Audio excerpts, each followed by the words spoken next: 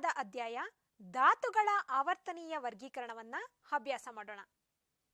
ಮಕ್ಕಳೇ, ನಮ್ಮ ಸುತ್ತಮುತ್ತಲಿರುವ ಎಲ್ಲಾ ದ್ರವ್ಯಗಳು ಅಥವಾ ವಸ್ತುಗಳು ಧಾತುಗಳು, ಸಂಯುಕ್ತಗಳು ಹಾಗೂ ಮಿಶ್ರಣಗಳಾಗಿವೆ ಎಂಬುದನ್ನ ಈಗಾಗಲೇ ಕಲಿತಿದ್ದೇವೆ. ಹಾಗಾದ್ರೆ ಧಾತುಗಳು ಅಂದ್ರೇನು? ಅಂದ್ರೆ ಧಾತುಗಳು ಒಂದೇ ಬಗೆಯ ಪರಮಾಣುಗಳಿಂದ ಮಾಡಲ್ಪಟ್ಟಿವೆ.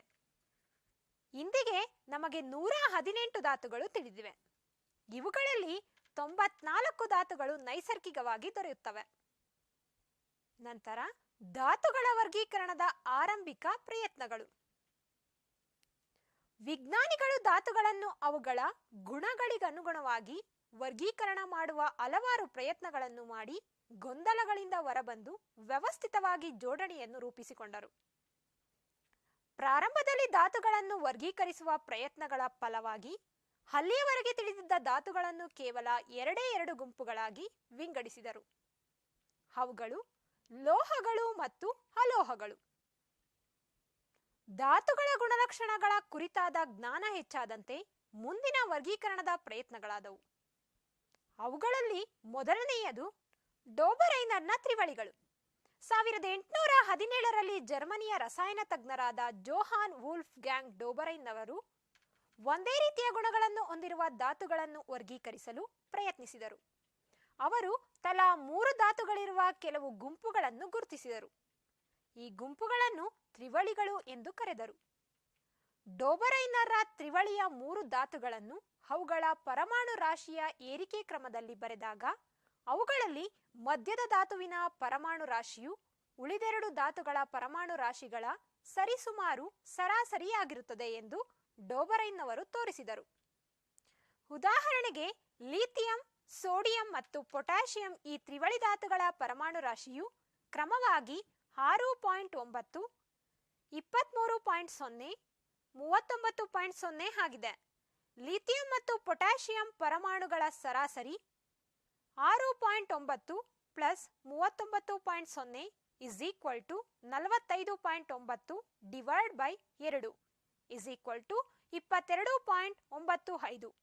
ಇದು ಸರಿಸುಮಾರಾಗಿ ಸೋಡಿಯಂನ ಪರಮಾಣು ರಾಶಿ 23ಕ್ಕೆ ಸಮವಾಗಿದೆ.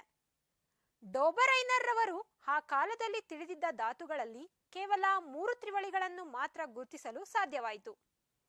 ಅವುಗಳು ಎ ಗುಂಪಿನ ಧಾತುಗಳು ಎನ್ ಪರಮಾಣು ರಾಶಿ 14.0, ಪಿ 31.0, ಎಎಸ್ ಪರಮಾಣು ರಾಶಿ 74.9. ಬಿ ಗುಂಪಿನ ಧಾತುಗಳು ಸಿಎ ಪರಮಾಣು ರಾಶಿ 40.1, ಎಸ್ಆರ್ 87.6, ಬಿಎ ಪರಮಾಣು ರಾಶಿ 137.3. ಸಿ ಗುಂಪಿನ ಧಾತುಗಳು ಸಿಎಲ್ ಪರಮಾಣು ರಾಶಿ 35.5, ಬಿಆರ್ ಪರಮಾಣು ರಾಶಿ 79.9, ಐ ಪರಮಾಣು ರಾಶಿ 126.9.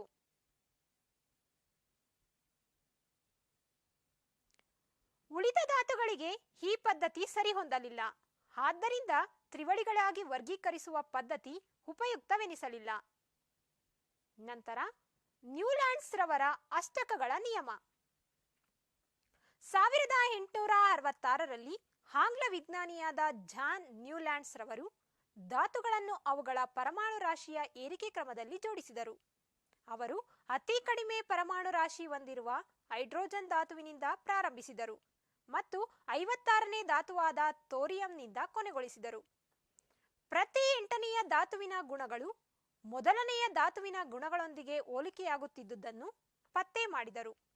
ಅದನ್ನು ಸಂಗೀತದಲ್ಲಿ ಬರುವ ಅಷ್ಟಕಗಳೊಂದಿಗೆ ಹೋಲಿಸಿದರು. ಆದುದರಿಂದಲೇ ಇದನ್ನು ನ್ಯೂಲ್ಯಾಂಡ್ಸ್ ರವರ ಅಷ್ಟಕಗಳ ನಿಯಮ ಎಂದು ಕರೆದರು.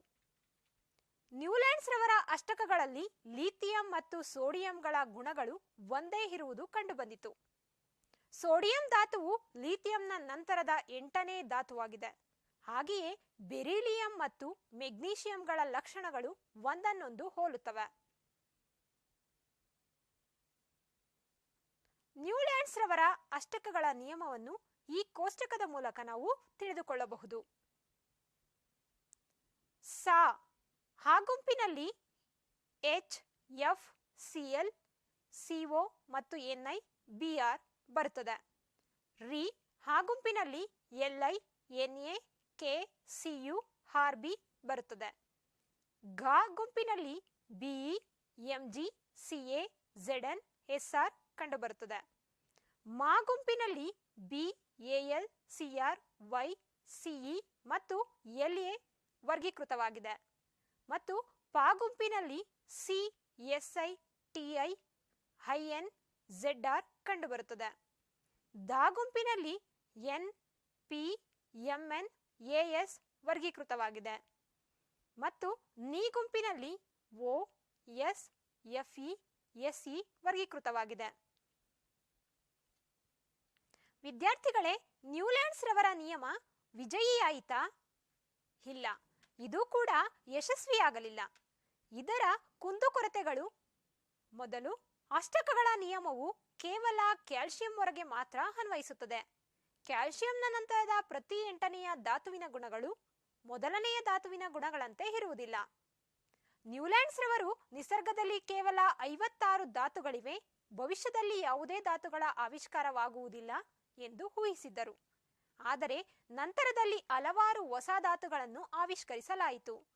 ಅವುಗಳ ಗುಣಗಳು ಅಷ್ಟಕಗಳ ನಿಯಮಕ್ಕೆ ಸರಿಹೊಂದಲಿಲ್ಲ. ತನ್ನ ಕೋಷ್ಟಕದಲ್ಲಿ ಸರಿಹೊಂದಿಸಲು ನ್ಯೂಲ್ಯಾಂಡ್ಸ್ ರವರು ಒಂದೇ ಸ್ಥಳದಲ್ಲಿ 2 ಧಾತುಗಳನ್ನು ಇರಿಸಿದರು. ಕೆಲವು ಹೋಲಿಕೆಯಿಲ್ಲದ ಧಾತುಗಳನ್ನು ಒಂದೇ ಸ್ವರದಡಿಯಲ್ಲಿ ಇರಿಸಿದರು. ಜಡ ಅನಿಲಗಳ ಆವಿಷ್ಕಾರದಿಂದಾಗಿ ಅಷ್ಟಕಗಳ ನಿಯಮ ಅಪ್ರಸ್ತುತವಾಯಿತು. ನ್ಯೂಲ್ಯಾಂಡ್ಸ್ ರವರ ಅಷ್ಟಕಗಳ ನಿಯಮವು ಹಗುರವಾದ ಧಾತುಗಳಿಗೆ ಮಾತ್ರ ಸರಿಹೊಂದುತ್ತದೆ. ನ್ಯೂಲ್ಯಾಂಡ್ಸ್ ರವರ ಅಷ್ಟಕಗಳ ನಿಯಮವು ವಿಫಲವಾದ ಮೇಲೆ ಅನೇಕ ವಿಜ್ಞಾನಿಗಳು ಧಾತುಗಳ ಲಕ್ಷಣಗಳನ್ನು ಪರಮಾಣು ರಾಶಿಗಳೊಂದಿಗೆ ಸಂಬಂಧೀಕರಿಸಿ ಒಂದು ನಿರ್ದಿಷ್ಟ ವಿನ್ಯಾಸದ ಹುಡುಕಾಟವನ್ನು ಮುಂದುವರೆಸಿದರು. ಮೆಂಡೆಲೀವ್ರವರ ಆವರ್ತಕ ಕೋಷ್ಟಕ. ಧಾತುಗಳ ವರ್ಗೀಕರಣದ ಪ್ರಮುಖ ಗೌರವವು ರಷ್ಯಾ ದೇಶದ ರಸಾಯನ ಶಾಸ್ತ್ರಜ್ಞರಾದ ಡಿಮಿಟ್ರಿ ಇವಾನೋವಿಚ್ ಮೆಂಡೆಲೀವ್ರವರಿಗೆ ಸಲ್ಲಬೇಕು. ಇವರು ಧಾತುಗಳನ್ನು ಅವುಗಳ ಪರಮಾಣು ರಾಶಿ, ಮೂಲಭೂತ ಗುಣಗಳು ಮತ್ತು ಒಂದೇ ರೀತಿಯ ರಾಸಾಯನಿಕ ಲಕ್ಷಣಗಳ ಆಧಾರದ ಮೇಲೆ ಧಾತುಗಳನ್ನು ಜೋಡಣೆ ಮಾಡಿದರು. ಮೆಂಡೆಲೀವ್ರವರು ತಮ್ಮ ಕೆಲಸವನ್ನು ಆರಂಭಿಸಿದಾಗ 63 ಧಾತುಗಳಿದ್ದವು. ಅವರು ಧಾತುಗಳ ಪರಮಾಣು ರಾಶಿಗಳು ಮತ್ತು ಅವುಗಳ ಭೌತ ಮತ್ತು ರಾಸಾಯನಿಕ ಗುಣಗಳ ನಡುವಣ ಸಂಬಂಧವನ್ನು ಪರಿಶೀಲಿಸಿದರು. ಹೈಡ್ರೋಜನ್ ಮತ್ತು ಆಕ್ಸಿಜನ್ಗಳು ಅತಿ ಹೆಚ್ಚು ಕ್ರಿಯಾಪಟುತ್ವವುಳ್ಳ ಮತ್ತು ಬಹುತೇಕ ಧಾತುಗಳೊಂದಿಗೆ ಸಂಯುಕ್ತಗಳನ್ನು ಉಂಟು ಮಾಡುತ್ತಿದ್ದುದರಿಂದ ಅವರು ಇದನ್ನೇ ಆಯ್ಕೆ ಮಾಡಿಕೊಂಡರು. ಧಾತುವೊಂದು ಉಂಟು ಮಾಡುವ ಹೈಡ್ರೇಟ್ಗಳು ಮತ್ತು ಆಕ್ಸೈಡ್ಗಳ ಸೂತ್ರಗಳನ್ನು ಆಧರಿಸಿ ಧಾತುವಿನ ವರ್ಗೀಕರಣದಲ್ಲಿ ಇದನ್ನು ಒಂದು ಮೂಲಭೂತ ಗುಣವೆಂದು ಪರಿಗಣಿಸಲಾಗಿದೆ. ಆಗ ಅವರು 63 ಕಾರ್ಡ್ಗಳನ್ನು ತೆಗೆದುಕೊಂಡು ಅದರಲ್ಲಿ ಪ್ರತಿಯೊಂದು ಧಾತುವಿನ ಗುಣಗಳನ್ನು ಬರೆದರು. ಒಂದೇ ರೀತಿ ಗುಣಗಳುಳ್ಳ ಧಾತುಗಳನ್ನು ವಿಂಗಡಿಸಿದರು. ಹೆಚ್ಚಿನ ಧಾತುಗಳು ಆವರ್ತಕ ಕೋಷ್ಟಕದಲ್ಲಿ ಸ್ಥಳಾವಕಾಶವನ್ನು ಪಡೆದಿರುವುದನ್ನು ಮತ್ತು ಅವುಗಳು ಪರಮಾಣು ರಾಶಿಯ ಏರಿಕೆ ಕ್ರಮದಲ್ಲಿ ಜೋಡಿಸಲ್ಪಟ್ಟಿರುವುದನ್ನು ಗಮನಿಸಿದರು. ಈ ಕೋಷ್ಟಕದಲ್ಲಿ ಒಂದೇ ರೀತಿಯ ಭೌತ ಮತ್ತು ರಾಸಾಯನಿಕ ಗುಣಗಳಿರುವ ಧಾತುಗಳು ಆವರ್ತನೀಯವಾಗಿ ಪುನರಾವರ್ತನೆಗೊಂಡಿರುವುದನ್ನು ಗಮನಿಸಿದರು. ಇದರ ಆಧಾರದ ಮೇಲೆ ಮೆಂಡೆಲೀವ್ರವರು ಆವರ್ತಕ ನಿಯಮವನ್ನು ಮಂಡಿಸಿದರು. ಆ ನಿಯಮದ ಹೇಳಿಕೆಯೆಂದರೆ ಧಾತುಗಳ ಗುಣಗಳು ಅವುಗಳ ಪರಮಾಣು ರಾಶಿಯ ಆವರ್ತಕದ ಫಲಿತಗಳಾಗಿವೆ. ಮೆಂಡೆಲೀವ್ರವರ ಆವರ್ತ ಕೋಷ್ಟಕವು ಗುಂಪುಗಳೆಂಬ ಕಂಬಸಾಲುಗಳು ಮತ್ತು ಆವರ್ತಗಳೆಂಬ ಅಡ್ಡಸಾಲುಗಳನ್ನು ಒಳಗೊಂಡಿದೆ. ಮೆಂಡೆಲೀವ್ರವರ ಆವರ್ತಕ ಕೋಷ್ಟಕ ಈ ರೀತಿಯಾಗಿರುತ್ತದೆ. ಇದನ್ನು ಸೂಕ್ಷ್ಮವಾಗಿ ಗಮನಿಸಿ. ಮೇಲಿನ ಕೋಷ್ಟಕದಲ್ಲಿ ಕಂಬಸಾಲಿನ ಮೇಲ್ಭಾಗದಲ್ಲಿನ ಆಕ್ಸೈಡ್ಗಳು ಮತ್ತು ಹೈಡ್ರೇಟ್ಗಳ ಸೂತ್ರದಲ್ಲಿ R ಅಕ್ಷರವು ಗುಂಪಿನಲ್ಲಿನ ಯಾವುದೇ ಧಾತುವನ್ನು ಪ್ರತಿನಿಧಿಸುತ್ತದೆ.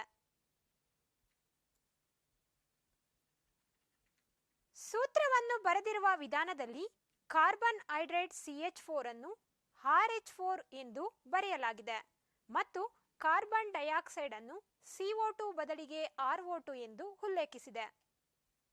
ಮೆಂಡೆಲೀವ್ರವರ ಆವರ್ತಕ ಕೋಷ್ಟಕದ ಸಾಧನೆಗಳು: ಮೆಂಡಲಿಯವರವರು ಆವರ್ತಕ ಕೋಷ್ಟಕದಲ್ಲಿ ಸ್ವಲ್ಪ ಹೆಚ್ಚಿನ ಪರಮಾಣು ರಾಶಿ ಹೊಂದಿರುವ ಧಾತುವನ್ನು ಸ್ವಲ್ಪ ಕಡಿಮೆ ಪರಮಾಣು ರಾಶಿ ಹೊಂದಿರುವ ಧಾತುವಿಗಿಂತ ಮೊದಲೇ ಇರಿಸಬೇಕಾಯಿತು. ಒಂದೇ ರೀತಿಯ ಗುಣಗಳುಳ್ಳ ಧಾತುಗಳನ್ನು ಒಟ್ಟಿಗೆ ಗುಂಪುಗೂಡಿಸುವುದಕ್ಕಾಗಿ ಅನುಕ್ರಮ ಜೋಡಣೆಯನ್ನು ಬದಲಾಯಿಸಲಾಯಿತು. ಉದಾಹರಣೆಗೆ ಕೊಬಾಲ್ಟ್ನ ಪರಮಾಣು ರಾಶಿ ಸಂಖ್ಯೆ 58.9.